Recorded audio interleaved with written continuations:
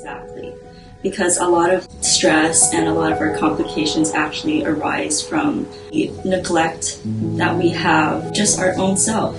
And so studying TCM during the pandemic I felt was actually very good because it really forces you to self-reflect. If we were just like in school or in clinic, we were mainly just focusing on the practical side, which is, all the acupuncture, the herbs, and just going out and about. But when we get home, we kind of just relax now.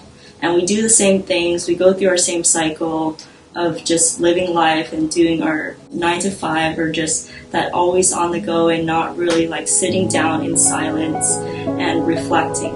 My first time getting acupuncture for free was at a Chinese Buddhist boarding school that I went to, and I just felt so relaxed.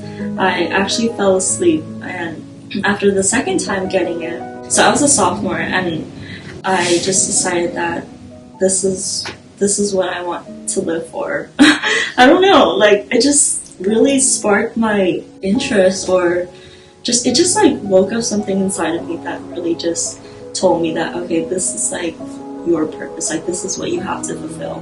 But as an American student growing up here in the Western world, we're not really encouraged to study things like this because it's kind of seen as archaic, like an archaic practice.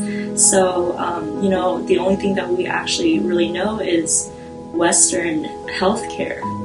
But even then, we don't actually know what that is. We just know what we are told to believe. So I went through a few years of studying in the American education system. Like I wasn't really happy or satisfied with the things that I was learning. One day, like right before the pandemic hit, I just felt that I had to finally seek out a different learning system. Actually, I've been looking at 5BU for a very long time. It's a small school, it's not very well known, and so I just reached out, I sent them an email, and then I got a response back. I went through an interview and the school accepted me. Up until then, I didn't really tell anyone about it because I felt kind of discouraged studying it.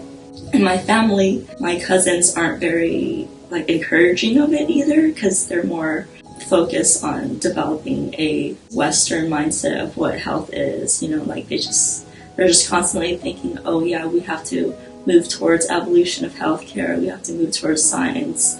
But they don't understand that Chinese medicine is science because the herbology is science. A lot of the pharmacology that is developed comes from herbs.